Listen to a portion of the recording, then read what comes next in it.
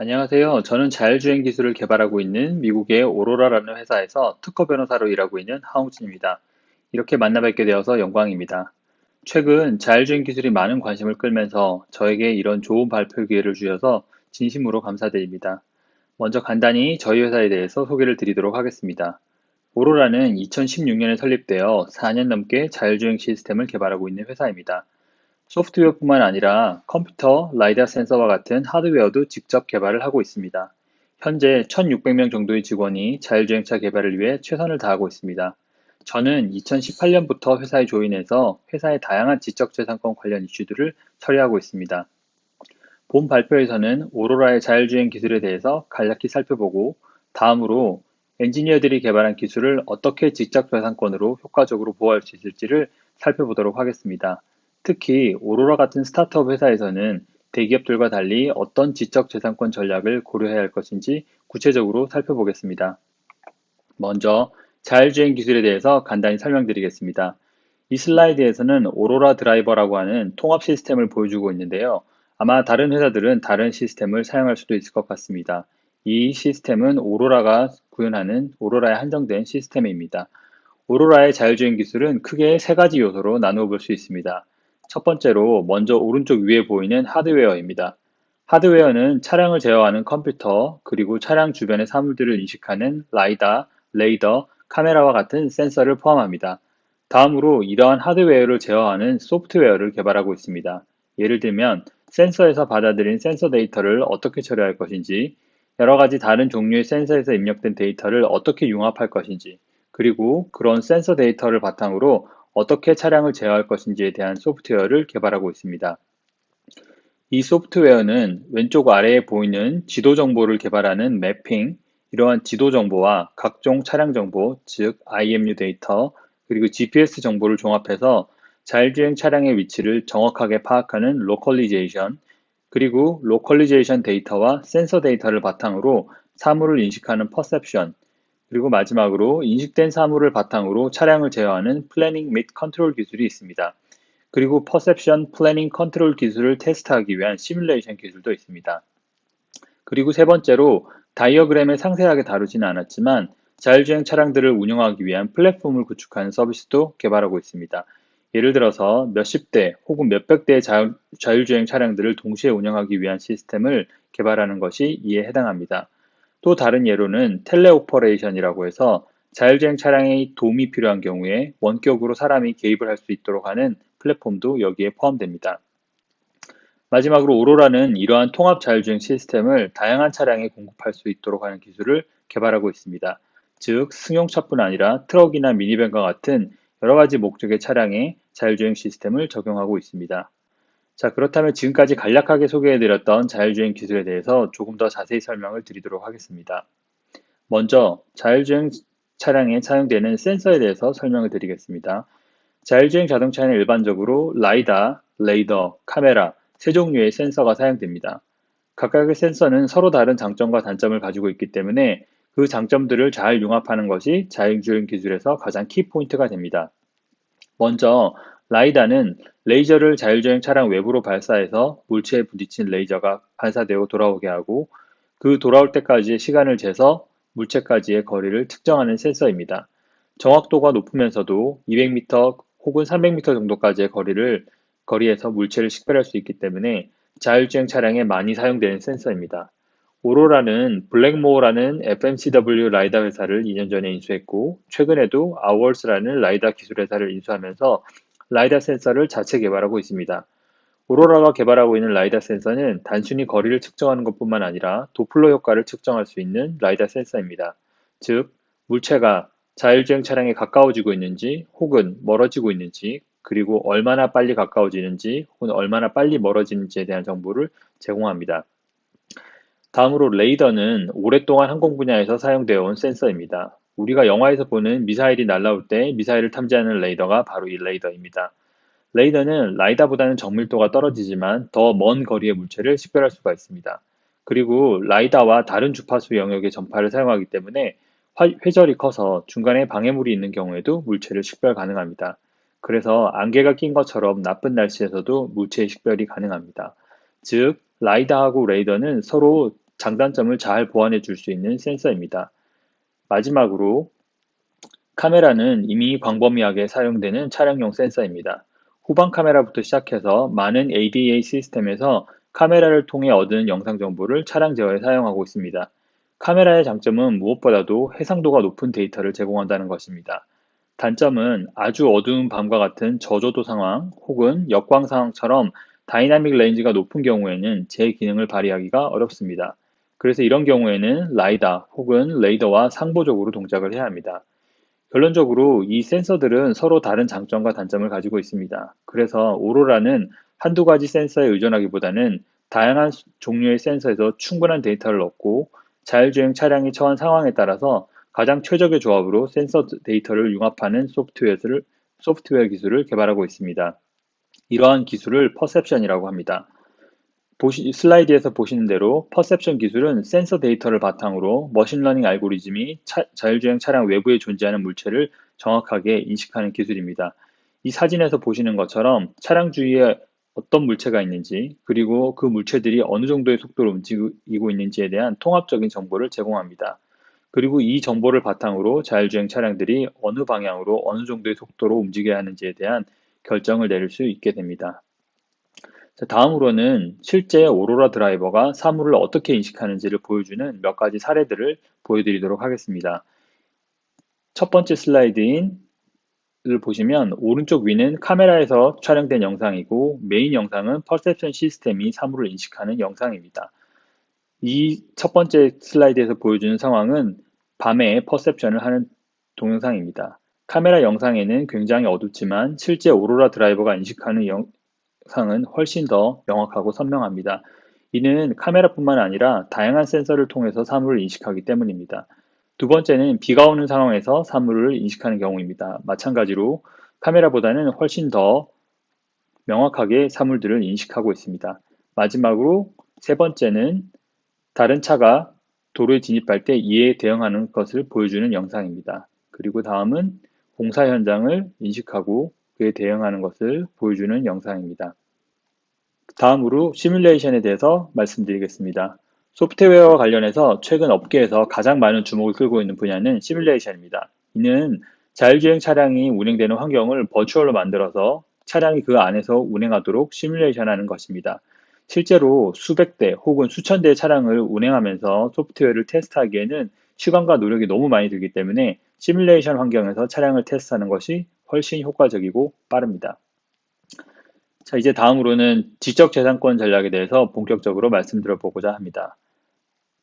자, 먼저 많은 사람들이 지적재산권 전략이 중요하다고 하는데 왜 지적재산권이 중요한지에 대해서 생각해 보겠습니다. 예를 들어서 몇 가지를 살펴보겠습니다. 첫 번째로 우리 회사에서 어떤 기술을 개발했는데 경쟁사에서 우리 엔지니어를 데려가서 비슷한 기술들을 실시하게 되면은 우리의 연구 개발 노력이 무의가 되게 됩니다. 다른 예로 우리 회사에서 개발한 기술을 법무팀에서 별다른 리뷰도 하지 않고 엔지니어가 학술 논문으로 그것을 발표하게 되면은 누구나 그 논문을 보고 해당 기술을 실시 가능하게 됩니다. 즉, 연구 개발한 결과물을 어떠한 형태로든 지적재산권으로 보호하지 않으면 누구나 내 기술을 가져다 쓸 수 있기 때문에 내가 개발한 그 노력이 무의가 되게 됩니다. 그렇기 때문에 지적재산권으로 연구 결과물을 보호하는 것이 아주 중요합니다. 그렇다면 지적재산권에는 어떤 종류가 있고 그리고 어떤 연구 결과물을 어떤 지적재산권으로 보호할 것인지에 대해서 생각해 보겠습니다. 먼저 가장 대표적인 지적재산권으로는 영업비밀과 특허가 있습니다. 영업비밀은 즉 트레이드 시크릿은 공개되지 않도록 노력해서 지키려는 기술을 의미합니다. 가장 대표적인 예로는 코카콜라의 제조 방법이 있습니다. 코카콜라의 제조 방법이 만약에 공개되면 그 가치는 사라지게 됩니다. 영업비밀로 보호하고자 하는 기술은 공개가 되면 안 되기 때문에 비밀 유지를 위해 많은 노력이 필요합니다. 대신 영업비밀이 지켜지기만 하면 반영구적으로 기술을 보호하고 있습니다. 예를 들어서 코카콜라의 기술은 100년이 넘었지만 아직까지 영업비밀로 잘 보호되고 있습니다. 반면 특허는 공개를 대가로 일정 기간 동안 독점권이 주어지는 기술입니다. 예를 들면 특허 명세서와 도면에 기재된 내용은 모두 공개가 되게 되는데, 이를 대가로 등록된 특허는 특허권자가 소정 기간 동안 청구항에 기재된 발명에 대해서 권리를 독점하게 됩니다. 대신 특허권이 만료되면 그 발명은 더 이상 독점적인 권리를 가질 수 없고 누구나 실시가 가능하게 됩니다. 즉, 영업비밀과 특허는 서로 교집합이 없기 때문에 보호 대상이 되는 기술의 특성에 따라서 영업비밀로 보호할 것인지 혹은 특허로 보호할 것인지에 대해서 잘 판단하는 것이 중요합니다. 예를 들어 코카콜라의 제조 방법을 특허로 보호했다면 이미 100년 전에 특허가 만료됐기 때문에 코카콜라는 지금과 같은 명성을 누리지 못했을지도 모릅니다. 그렇다면 어떤 기준으로 영업비밀과 특허를 구분해야 할지 생각해 보도록 하겠습니다. 미국에서는 연방 특허 소송을 할 때 원고인 특허권자가 법원에 소장을 제출해야 합니다. 특허권자는 소장에 피고가 자신의 특허를 침해했다는 것을 판사가 납득할 정도로 입증해야 합니다. 만약 입증 정도가 미약하면 판사는 소송을 개시도 하지 않고 각하시키게 됩니다. 이러한 원고의 입증 책임은 아주 상세할 필요는 없지만 피고의 실시 여부에 대한 소정의 정보를 필요로 합니다. 예를 들어서 내가 회로에 대한 특허권을 갖고 있는데 A라는 회사가 이 특허를 침해하고 있다는 의심이 든다면 A 회사의 제품을 구해서 내 특허의 청구 범위와 1대1로 대응시키고 간략하게나마 침해 여부를 입증할 필요가 있습니다. 이러한 구체적인 입증 없이 단순히 A 회사가 내 특허를 침해할 것 같다는 주장만으로는 소송이 개시되지 않습니다. 여기서 한 가지 깨달음을 얻게 됩니다. 즉, 침해 여부를 입증하기 어려운 기술, 즉, 디텍터빌리티가 낮은 기술은 특허로 등록을 받는다고 하더라도 나중에 권리 행사를 하는 것이 까다롭습니다. 이러한 기술은 특허보다는 영업비밀로 보호하는 것이 유리합니다. 왜냐하면 특허를 출원하면 권리를 보호받을 수도 없는데 기술 내용을 공개해야 되기 때문입니다. 앞에서 말씀드렸던 코카콜라 제조 방법을 특허로 출원했다고 하더라도 상대방이 그 방법으로 비슷한 음료를 만들었는지 혹은 다른 방법으로 만들었는지를 알기란 매우 까다롭습니다. 그래서 이런 경우에는 영업 비밀로 그 제조 방법을 보호하는 것이 더 효과적일 수 있습니다. 이를 머신러닝과 같은 첨단 기술에 적용해 보겠습니다.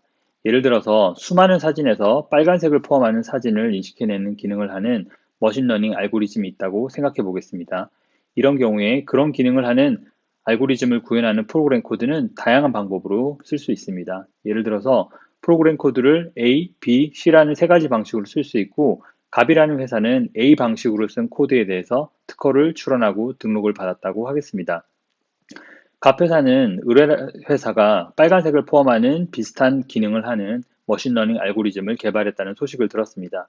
갑은 을이 자신의 특허를 침해했다고 주장하면서 특허 소송을 제기하고 싶겠지만, 을이 A, B, C 세 가지 방식 중에 어떤 방식으로 그 기능을 구현했는지 알 방법이 없습니다. 왜냐하면 프로그램 코드는 제작사가 내용을 공개하지 않는 이상 구체적인 코드 내용을 알 수가 없기 때문입니다.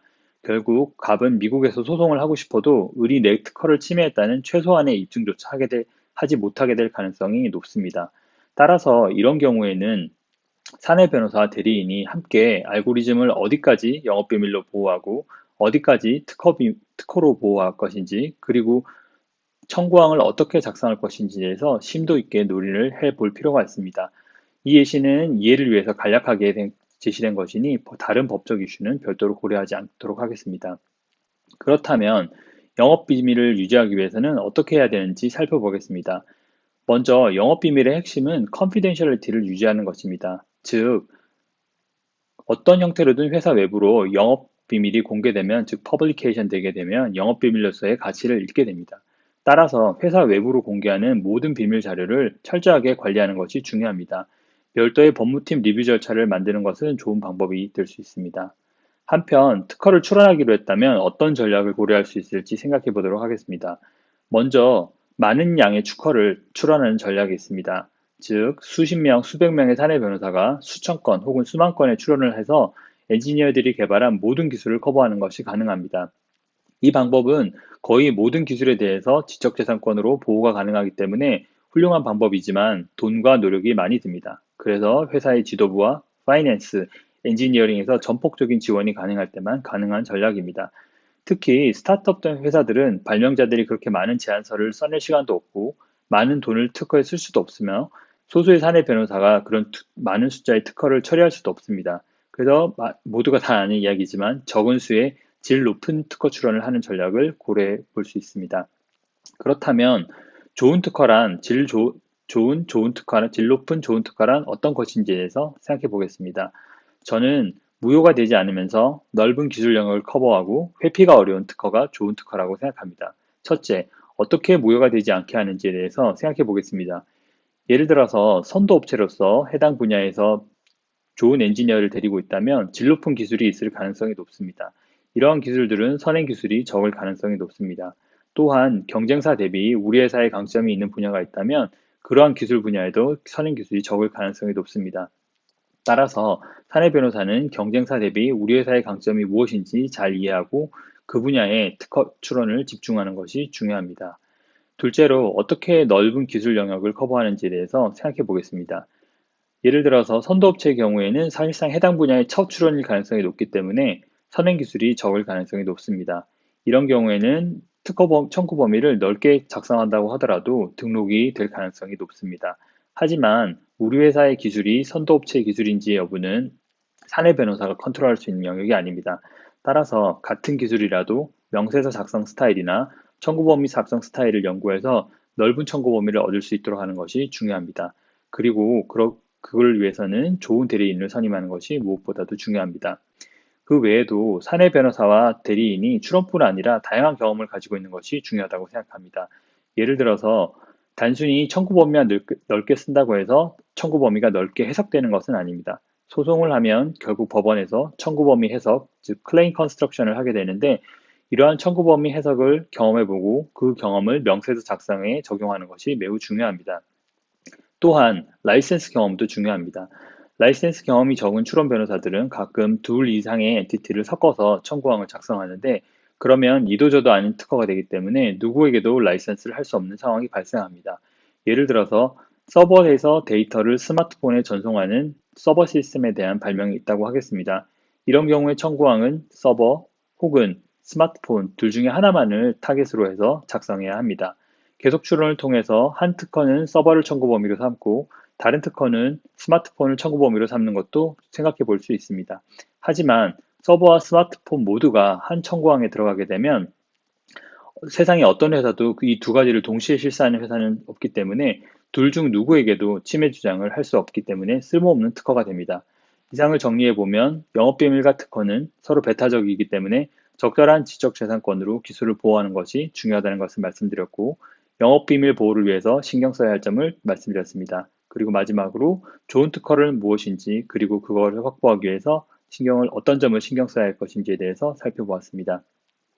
마지막으로 그 외에 생각해 볼 점들에 대해서 간단히 정리해 보겠습니다. 첫 번째로 종업원들의 이직입니다. 모든 회사는 좋은 엔지니어를 데려가고 싶어 하기 때문에 훌륭한 엔지니어일수록 이직이 잦습니다.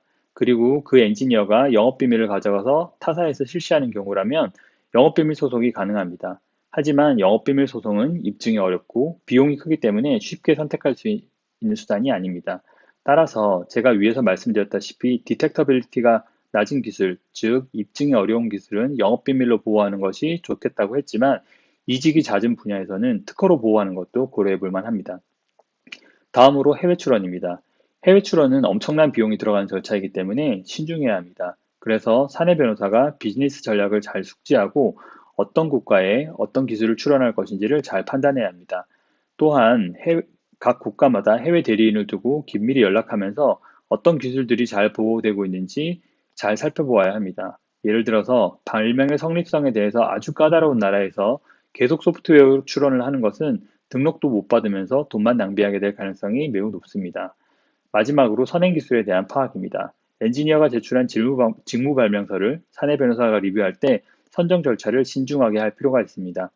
특허는 내 기술을 일반에 공개하는 것이기 때문에 좁은 범위로 등록을 받게 될 기술을 특허로 출원해버리면 내 기술만 공개하고 정작 보호는 제대로 받지 못하게 될 수 있습니다. 따라서 사내 변호사는 엔지니어링 팀과 긴밀하게 일하면서 기술 동향을 잘 파악하는 것이 중요합니다. 이상으로 다양한 지적재산권 전략에 대해서 살펴보았습니다. 제가 준비한 슬라이드는 여기까지고요. 조금이나마 여러분의 실무에 도움이 되었으면 좋겠습니다. 오늘 귀한 시간 내주셔서 진심으로 감사드립니다.